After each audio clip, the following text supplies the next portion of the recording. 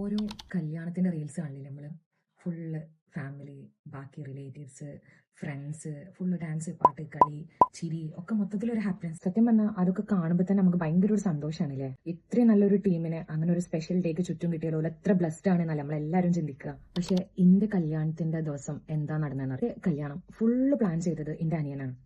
അതായത് A to Z എന്ന് പറയില്ല, നമ്മള് എല്ലാ കാര്യങ്ങളും കല്യാണത്തിന്റെ ഫസ്റ്റ് മുതൽ ലാസ്റ്റ് വരെ എന്തൊക്കെ കാര്യങ്ങളുണ്ടോ ഫുള്ള് എന്റെ അനിയനെ പ്ലാൻ ചെയ്തത്. കല്യാണത്തിന്റെ ഡ്രസ്സ്, സ്റ്റേജും ഡെക്കറേഷൻസും, പിന്നെ ഫുഡ്, ഫോട്ടോഗ്രാഫി, അങ്ങനെ എല്ലാ കാര്യങ്ങളും പ്ലാൻ ചെയ്തതെന്നല്ല, എക്സിക്യൂട്ട് ചെയ്തതും ഓൻ തന്നെ. നമുക്കറിയാം ഒരു കല്യാണം ആവുമ്പം ഫൈനാൻഷ്യലി, ഇമോഷണലി, ഫിസിക്കലി എന്തൊക്കെ സ്ട്രെസ്സും കാര്യങ്ങളും ഉണ്ടാവുന്നു.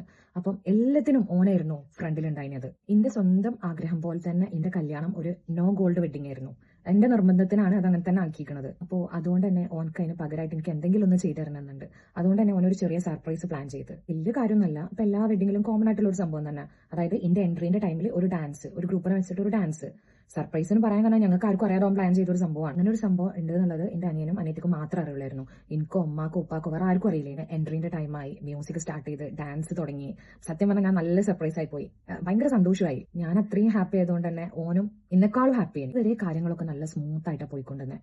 പക്ഷെ അതിന് ശേഷമുള്ള ബാക്കിയുള്ള റിയാക്ഷൻസ് ഞങ്ങൾ തീരെ എക്സ്പെക്ട് ചെയ്യാത്തതായി പോയി. ചിലൂര് അപ്പം തന്നെ അവിടുന്ന് ഇറങ്ങിപ്പോയി, ലിറ്ററലി ഇറങ്ങിപ്പോയി. ഫുഡ് കഴിക്കാൻ പോലും നിന്നില്ല. എന്റെ വല്യപ്പ മരിച്ചു പോയിക്കണം. അപ്പോൾ കുറച്ച് ആൾക്കാർ പറഞ്ഞ് കുഴി കിടക്കണ വല്യപ്പാനെ വരെ പറയിപ്പിച്ചു എന്ന്. ഒറ്റ ഡാൻസ് പെർഫോമൻസിന്റെ പേരിൽ എന്തൊക്കെ ഞങ്ങൾ അന്ന് കേൾക്കേണ്ടി വന്നെന്നറിയോ. ഈ പറഞ്ഞോല് ഒരു ബോധം ഇല്ലാണ്ടാണ് പല കാര്യങ്ങളും പറഞ്ഞിരിക്കുന്നത്. ഉമ്മ ഏറ്റവും കൂടുതൽ ഹാപ്പി ആയിട്ട് നിൽക്കേണ്ട ഒരു ദിവസമായിരുന്നു അന്ന്. മോളെ കല്യാണമാണ്.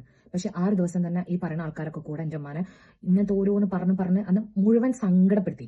ഈ പറഞ്ഞവരോട് ഇതിന് ജസ്റ്റ് ഒന്ന് റിയാക്ട് ചെയ്തപ്പോൾ എന്റെ അനിയനോട് ഒരെന്താ പറഞ്ഞ്, എനിക്ക് പൈസന്റെ അഹങ്കാരാണ്. കല്യാണത്തിന്റെ ആ ഒരു ദിവസം വരെ ഒരു രീതിക്കും ഒരു കാര്യങ്ങളും അന്വേഷിക്കാൻ പോലും വരാത്ത ആൾക്കാരാണ് ഇവിടെ കിടന്ന് ഈ ഒപ്പീനിയൻ പറയണതെന്നും കൂടി ഓർക്കണം.